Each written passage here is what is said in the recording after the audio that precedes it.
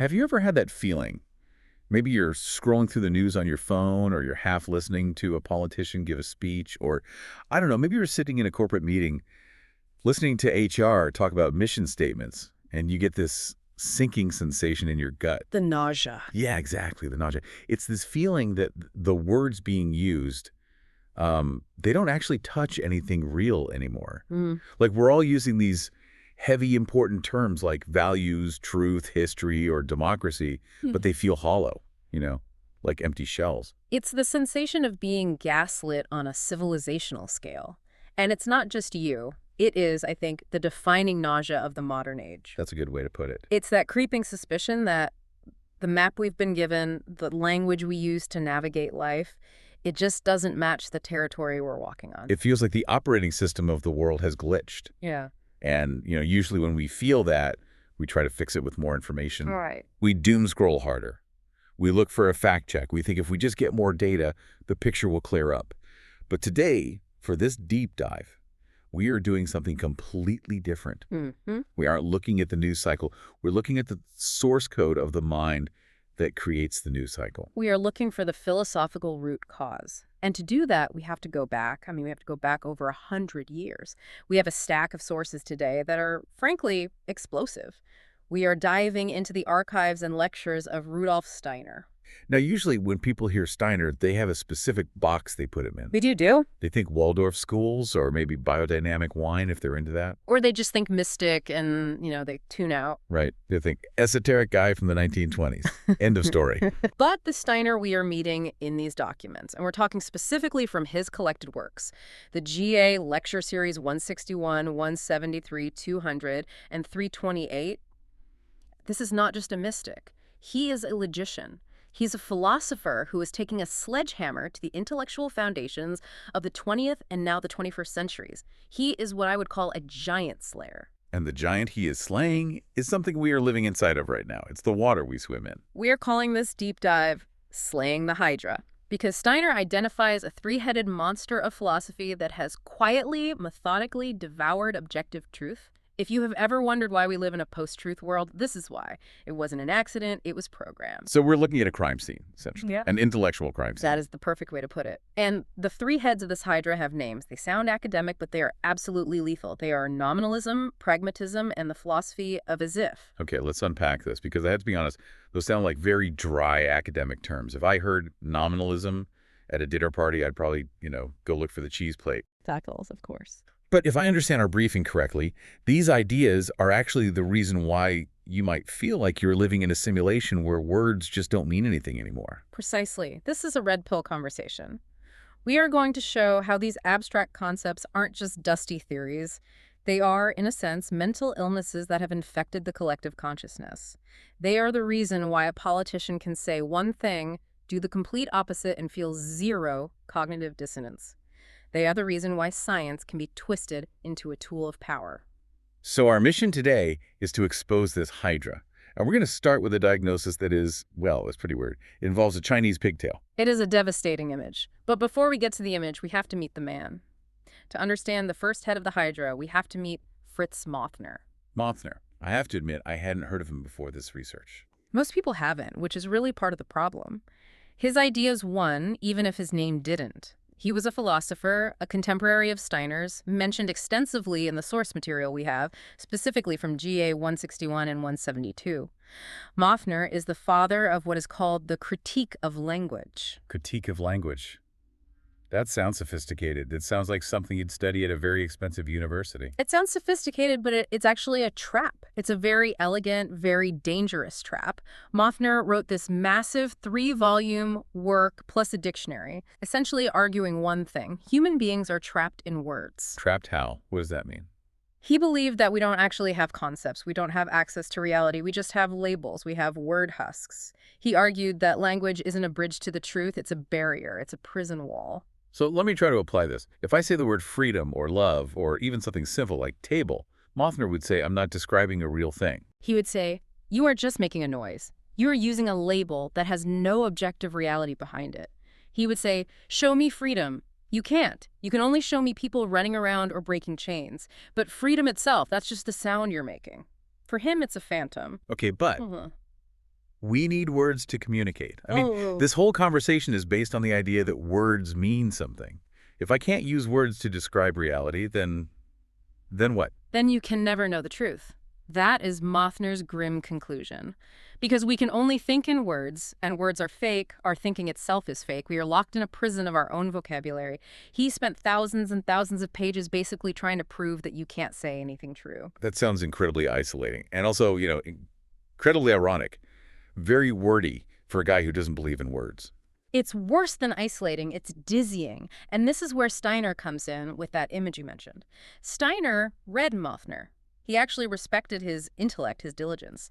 But in his critique, and we find this in source 800 and 803, Steiner describes Mothner's mental state with a very specific, slightly comical, but ultimately terrifying visual. The pigtail. Yes. Steiner describes him as being like a Chinese man spinning around trying to catch his own pigtail. Wait, okay, walk me through this. Give me the visual here. I need to really see this to understand the philosophy. All right, so imagine a man with a long braided pigtail hanging down his back. This pigtail, let's say it represents truth or reality, the thing that is behind us, the thing we want to grasp. Okay. The man wants to catch it. He wants to see the truth for himself. So what does he do? He turns around. Okay, so he spins. But the pigtail is attached to his head. So when he spins, the pigtail spins with him. It flies away. So he spins faster. And the faster he spins, The faster the pigtail flies away from him due to centrifugal force, he can never catch it. It's impossible. he can never, ever catch it. And this, Steiner says, is Fritz Mothner. He is trying to use language to find the truth behind language. He is using words to prove that words are empty. It is a self-defeating, nauseating intellectual loop of skepticism. He's chasing his own tail, literally. And he never catches it. And Steiner points out that this leads to a void, an absolute abyss. If you follow Mothner, and remember, many modern intellectuals follow this path without ever knowing Mothner's name. They just call it deconstruction. You end up in a place where Christianity, history, the state, love, these are all just pseudo-concepts. Just noise. Just noise. And if they are just noise, they have no reality whatsoever. This is the part that really scared me in the research. Yeah. Because if they have no reality, then history itself becomes meaningless. Yeah. If the Roman Empire is just a label we made up, then did it really happen in a way that actually matters? That is the inevitable and, frankly, terrifying consequence. And we found a quote in the sources where Mothner himself actually admits this. It's chilling. He writes that, from his philosophical standpoint, he cannot distinguish between the necessity of Caesar living and the necessity of smoking an extra cigar. Whoa. Hold on, let that land for a second. We're talking about Julius Caesar. The Gallic Wars, the crossing of the Rubicon, the foundation of the modern Western world. Yes. And Mothner is saying that entire cascade of events is on the same level of importance as him deciding to have a smoke. In Mothner's world, yes. Because if history is just a word we use to label a chaotic series of accidents, then there is no destiny, there is no meaning, there is no grand narrative, there is only random stuff happening. Just data points. Exactly. Caesar lived, Caesar died, I smoked a cigar, the sun went down. It's all just data points with no connection, no inherent value. That is the definition of trivialization. It's stripping the world of its gravity, of its significance. And that's the first head of the Hydra. The trivialization of existence. If you accept this view, and many, many people do today, they call it postmodernism, or they just call it being smart, then nothing really matters. You detach yourself from the stream of history, you become a spectator in a meaningless universe. You might feel clever because you've deconstructed everything, but you've also deconstructed your own significance in the process. It sounds almost like a defense mechanism. If nothing matters, then I don't have to worry about the state of the world. I don't have to take a stand. That's certainly part of it. It's a comfortable nihilism, but we can't stay there. Because even if you believe nothing matters, you still have to wake up, go to work, pay your taxes, and obey the law. Right. You still have to function in a society. Which brings us to the second head of the Hydra. Because if nothing is real in the objective sense, if we can't actually know the truth, then how do we survive? We can't all just sit in a corner and spin around chasing our pigtails. We have to build cities. We have to have laws. We have to teach our kids right from wrong somehow. And that is where the second head comes in to offer a solution. But it's a solution that is arguably worse than the problem. Enter a man named Hans Weischer and his philosophy of as if. As if. This is from the source material, GA 173 and 328.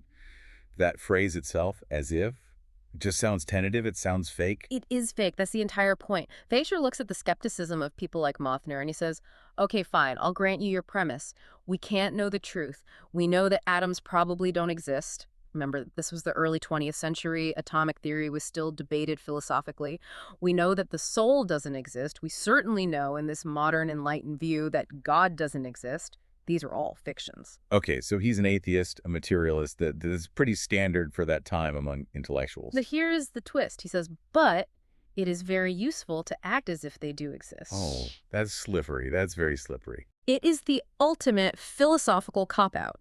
Vacher argues that we should treat God, the soul, morality, even scientific models like atoms as useful fictions. He says it helps society run smoother if we all just pretend there is a God who judges us. It keeps people in line. It helps science progress if we pretend atoms are real little billiard balls, even if we know deep down they probably aren't. It reminds me of that phrase, fake it till you make it, but applied to the entire structure of reality. Precisely. And this connects directly to American pragmatism. Steiner makes a very clear link in the sources to William James, the famous American philosopher. Pragmatism, we hear that word a lot today. You know, he's a pragmatic politician. And usually that's meant as a compliment. It means they get things done, they're not stuck on ideology. Right. But in philosophy, it has a much darker edge. For the pragmatist, the very definition of truth shifts. Truth is no longer what is real or what aligns with the facts. Truth becomes what works. Truth is cash value, as James put it.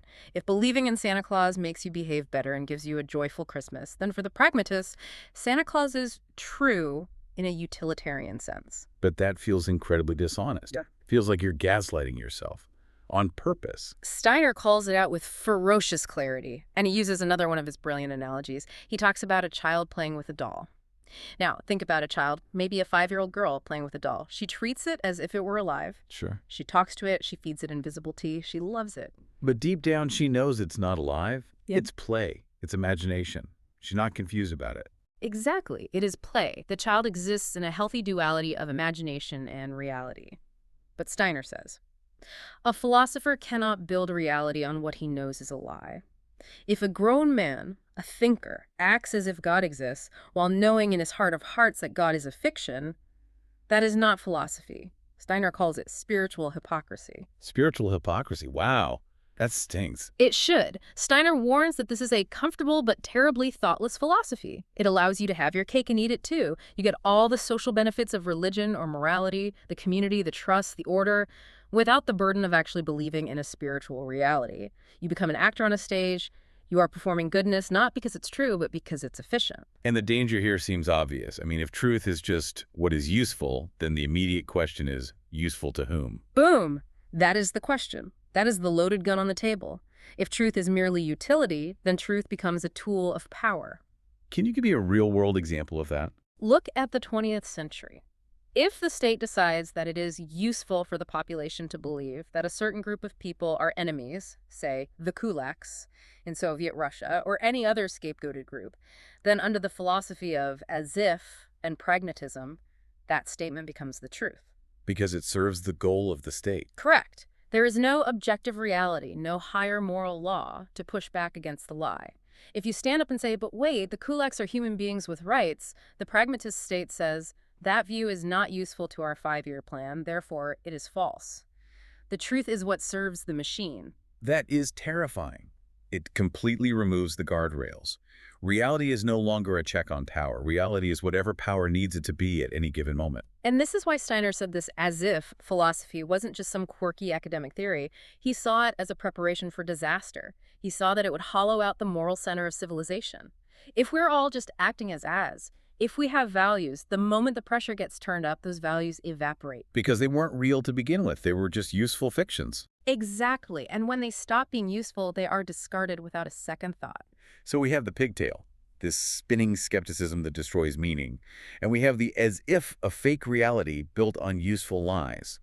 But Steiner digs deeper, doesn't he? He says these are just the heads of the Hydra. We have to get at the heart of the beast, the third head. The third head is the root of it all. It's the philosophical error that makes the other two possible. It's an old idea, but it's the really dangerous one. It's called nominalism. Nominalism.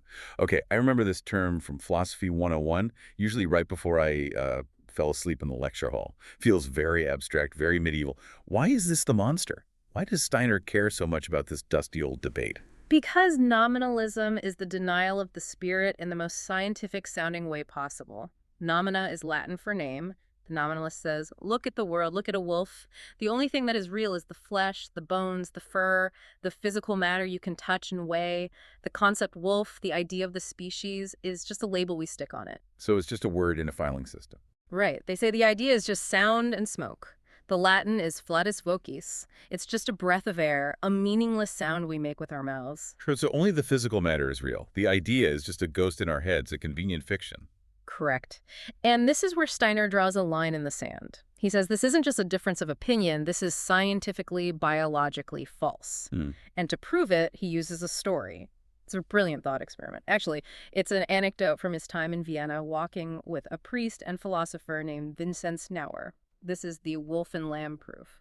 I loved this part of the research. It's such a concrete image. It really cuts through the philosophical jargon. Walk us through the experiment. So picture this. Steiner and Hauer are walking down Waringstrasse in Vienna. It's a busy street, late 19th century. And Nauer proposes this scenario. Imagine you have a wolf in a cage, and you decide to feed this wolf only lamb meat. Okay, a very specific diet plan for this wolf. Only lamb. Nothing else. You do this for a significant period of time, months, maybe a year. Now, biology tells us that the body is constantly replacing itself. The cells die and are replaced. The fuel for those new cells comes from what we eat. Right. We are what we eat. The biological turnover. It's a known fact. So, the wolf eats the lamb. The wolf's body breaks down the lamb meat into proteins, amino acids, molecules, and it uses those lamb molecules to build its own wolf body. Over time, essentially every single particle of matter in that wolf has been replaced by matter that came from a lamb. Okay, I'm with you. So after a year, the wolf is physically made of lamb stuff, 100%. Now, apply the nominalist logic. The nominalist says, only the matter is real. The idea or form of wolf is just a fake label. If that were true, if the matter is the only reality, what should happen to the wolf? Well, I mean, if it's made 100% of lamb matter and matter is the only governing force, it should turn into a lamb. Exactly. It should physically transform into a lamb, or at the very least a pile of chaotic, disorganized lamb meat, because the stuff is lamb stuff. But, and here is the aha moment that just blows the whole thing open, the wolf stays a wolf. The wolf stays a wolf. Oh. Well, why does it? Why does the lamb matter, the moment it crosses the threshold of the wolf's digestion, suddenly start behaving like a wolf? Why does it build a wolf's ear and not a lamb's ear? Why does it build a sharp canine tooth and not a flat molar? Because something is organizing it. Something is telling it what to do. Yes. The idea of the wolf, the form, the spirit, the archetype, whatever you want to call it, there is an invisible, non-material but objective reality, the wolfness, that seizes the matter and forces it into the shape of the wolf. The idea is the boss. The matter is just the filler. That's a radical flip. We're taught in school that the matter builds the form. Yeah. The DNA, the molecules, they create the organism. But Steiner's saying the form recruits the matter. Think of it like building a house. You order a pile of bricks, wood, and glass. The bricks don't decide to build a cathedral or a cottage. The architect's blueprint decides. The blueprint is the non-material idea that organizes the material. In nominalism, they say, there is no architect, there is no blueprint, there are only bricks. Steiner says, if that were true, the bricks would just sit in a pile forever. The fact that the wolf exists proves the idea is active and real. It's compelling. It's hard to argue with. So the idea isn't just a label we invented. It's a force field. It's a law of nature, like gravity. Exactly. The idea is the reality. The matter is just the clay that it shapes. This proves, according to Steiner, that nominalism is biologically absurd. The idea is active. It works. It builds. If ideas were just names or labels, they couldn't organize matter. The label wolf written on a piece of paper can't digest meat, but the idea of the wolf can. So if we accept this, that the idea is real and active, then Mothner is completely wrong. Words aren't just empty labels. They are pointers to these active organizing forces in the universe. And if Mothner is wrong, then the whole as-if philosophy falls apart too. We don't have to act as if values are real. They are real. Justice, truth, love. These are organizing principles for human society just as real as the wolfness that organizes the meat. But wait a minute. If this is so obvious, I mean, if the wolf proof is so clear and simple, why did we lose this knowledge? Why is our modern science so completely obsessed with matter? Why do we still think we are just biological machines? Because we have committed, on a massive scale, what Steiner calls the frog fallacy. The Frog Fallacy. Okay, I was waiting for this one. This features a character Steiner mocks quite a bit in the sources, a certain Professor Schlauchel. Professor Schlauchel, which translates roughly to Professor Little Smarty or Professor Crafty. He is a caricature Steiner uses to depict the mindset of the materialist scientist.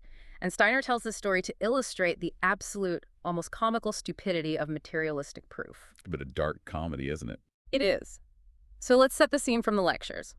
The professor wants to study the hearing of a frog. He puts the frog on the table, he knocks on the table, the frog jumps. The professor nods wisely and writes in his notebook.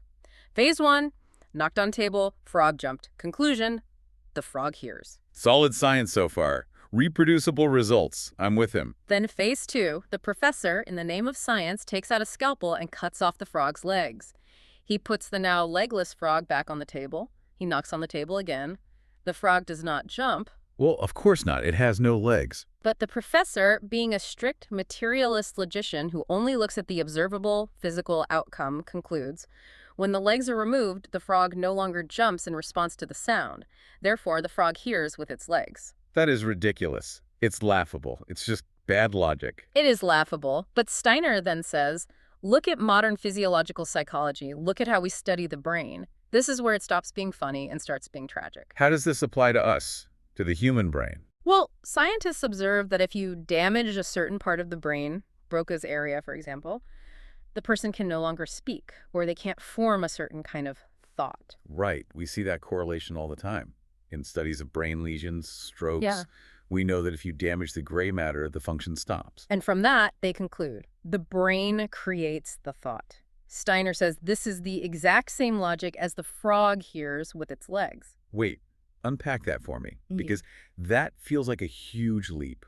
I think most people today, myself included, would say, well, obviously the brain creates thought. Where else would it come from? Think about the frog again. When you cut off the legs, did the frog stop hearing the knock? No, it still heard the command. It probably still had the impulse to jump, but it lacked the instrument to execute the jump. So the agent, the frog's will, or whatever you want to call it, was still there. The instrument was broken. Precisely. Now, apply that to the brain. Steiner argues that the human spirit, the I, the self, is the thinker. The brain is the instrument that the thinker uses to bring thought into the physical world. If you damage the brain, the spirit cannot express the thought physically. But that doesn't mean the brain made the thought any more than the legs made the hearing. So saying the brain secretes thought is like saying a radio creates the music. If I smash the radio with a hammer, the music stops. But the radio station is still broadcasting. That is the perfect analogy. You have destroyed the receiver, not the source of the transmission, but modern science, because it's trapped in nominalism, thinks the receiver is the whole show. They think the instrument is the agent. They're stuck in the frog fallacy. And this kind of thinking, this blindness, it must produce a certain type of person. A person who is very clever, very logical in a narrow sense, but completely blind to the bigger reality. It does. And Steiner personified this type in his mystery dramas with a character he named Ferdinand Fox. Ferdinand Fox. I Yeah. love the name. Sounds like a trickster figure, very cunning. He is the supremely clever intellectual. He is the skeptic inside all of us turned up to 11. Ferdinand Fox demands physical, measurable proof for everything. He is brilliant at analyzing dead matter economics, statistics, logistics. He can dissect the economy perfectly, but he is completely blind to the living spirit. He is the archetype of the man who knows the price of everything and the value of nothing. There's a specific argument Ferdinand Fox makes in the drama that feels shockingly uncomfortably relevant today. It's about how his mindset would handle a truly spiritual figure. Yes, the care home argument. In the research, we see this discussion about the Ferdinand Fox mindset. If Jesus Christ were to appear today, or any great spiritual initiate, Ferdinand Fox would not crucify him. That's too dramatic. That implies the man actually matters. So what would he do instead? He would have him committed. He would put him in a care home. He would say, this man hears voices. He claims to be one with a cosmic father. He is clearly delusional. He's a danger to himself. He needs medication and a padded room. Because to the machine mind, spirit looks like madness. Precisely. The modern intellect has defined sanity as materialism. Anything that steps outside of the material is immediately pathologized. And this leads to what Steiner calls the spiritual automaton. The spiritual automaton. This connects to some of the research we had on Mark Carney and the language of values coming out of places like Davos. We have this text here comparing Carney's rhetoric to this exact automaton concept. It connects perfectly. When we look at figures like Mark Carney or the rhetoric coming out of these global institutions, we often hear these lofty words: values, truth, trust. It sounds good on the surface, but if you apply the Ferdinand Fox filter, you see what's really happening. They're using machines, AI, algorithms, statistical models to define and generate what values should be. We saw that in the notes. The example of Carney apparently using an AI to regurgitate a speech about truth and trust. It is the ultimate and perhaps unconscious irony.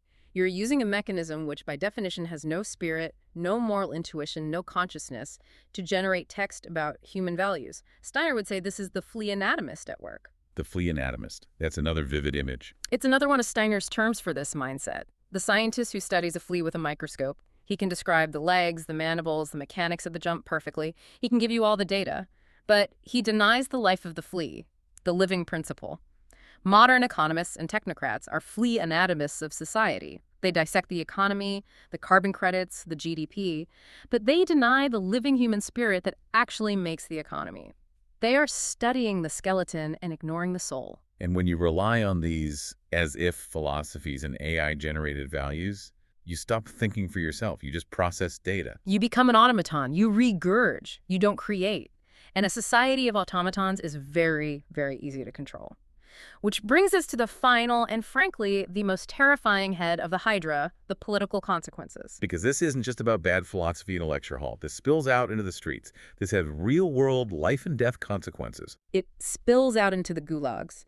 In the outline, we have this chilling connection that Steiner makes between Avenarius and Mach, the positivist philosophers of the 19th century, and Bolshevism. That seems like a stretch at first glance. Yeah. How do you go from a philosophical idea like ideas are just names to something as brutal as totalitarian terror? It isn't a stretch. It's a direct, cold, logical chain. Follow with me. Nominalism. You deny the spirit. You say ideas are just names, only matter is real. Okay. Step 2. Pragmatism. You reduce truth to economic expediency. Truth is simply what works for the system, for the material progress of the state. Got it. Step 3. The Frog Fallacy. You view humans as biological machines. The brain is just a computer made of meat. There is no soul, no spirit, no divine spark. Okay, I'm with you. Man is a meat machine. Truth is utility. The spirit is a fantasy. Step 4. If man is a machine, and the goal is the utility of the state, then the state has the right, and indeed the duty, to tune the machine for maximum efficiency. If 1,000,000 human machines are inefficient, or if they have wrong thoughts that jam the gears of progress, you don't argue with them. You don't respect their individual spirit because you don't believe they have one. You simply remove the defective parts. You scrap them. Exactly. You liquidate them. This is why Steiner says that Avenarius, who was a nice, respectable bourgeois professor, probably a very pleasant man, unwittingly wrote the code for the terror. He created the intellectual vacuum. He stripped the world of objective spiritual worth, and into that vacuum rushed the raw power of the state. That is a heavy realization. We tend to think of dictators as these uniquely evil geniuses, but you're saying they are just the executioners of a bad philosophy that was handed to them by intellectuals. They are the symptoms. The disease is the denial of the spirit. If you strip the world of ideas, in the Platonic sense, the real objective ideas, you are left with only sensations and expediency. And that is the perfect soil for a totalitarian social machine. If you don't believe the human being has an eternal divine spark, there is no logical reason not to crush him for the greater good of the economy. Wow. So we've gone from the Chinese pigtail spinning in a void of meaning to the wolf and lamb forgetting the power of the idea, to the frog misunderstanding our own biology, and finally to the machinery of the state. It's all one story. It is the story of the Ahrimanic Hydra. Ahriman being the name Steiner gives to this spirit of cold, dry, soulless intelligence. It wants to freeze the world into a perfect, predictable machine. He wants to make us all Ferdinand Foxes, smart, cynical, and spiritually dead. So this is the million-dollar question. How do we slay it? If we are surrounded by nominalism, if our schools teach the frog fallacy, if our politicians speak in as-if riddles, what do we actually do? We can't just unplug the internet and run for the hills. We have to stop spinning. We have to stop chasing the pigtail. And how do we do that? What does that look like in practice? By asserting the reality of the idea. by realizing that when you think, when you really truly think, not just process data like an automaton, you are doing something spiritual. You are participating in the creation of reality. It goes back to the wolf. The idea shapes the matter. Yes. You must realize that your thinking is the wolf that shapes the lamb of your physical life. You are not a victim of your brain chemicals. You are the player of the instrument. When you grasp a concept like truth or justice, you aren't just using a label. You are touching a reality that is just as real, in fact, more real and more powerful than the chair you are sitting on. That feels incredibly empowering. But also, it's a lot of responsibility. It means I can't just blame my biology or my society for everything. It is infinite responsibility. And that's why the as-if philosophy is so popular. It's comfortable, it's safe, it lets you sleep at night. Waking up to the reality of your own spirit, your own thinking power is hard work. But the alternative is to become a cog in the machine. To become a frog that thinks it hears with its legs. Chuckles. Exactly. And nobody wants to be that frog. This has been intense. I feel like I need to sit in a quiet room and just, verify that I exist for a minute. That's a good start. A little Cartesian doubt is much better than the blind acceptance of materialism. We've covered Mothner, Vaihinger, the wolf, the frog, and the terrifying logic of the machine state. It's a lot to process. But I think the takeaway for me is clear. We have to take thinking seriously again, not just as a tool for work, but as a spiritual act of defiance. We do, and I want to leave the listener with a final thought on that, a challenge, really. Let's hear it. Ask yourself this. In your daily life, in your conversations at your job, are you naming reality? When you speak, do you believe your words touch something real? Or are you just spinning around chasing your pigtail? Are we just making noise, or are we participating in the truth? Because if you don't assert the reality of your own spirit, there is a system waiting right there to define it for you, as if it were useful for them. You are either the author of your reality, or you are a character in someone else's as-if fiction. And on that note, I think we're going to leave it there. This has been The Deep Dive. Don't be a character in someone else's fiction. Think for yourself. And watch out for the pigtails. We'll see you next time.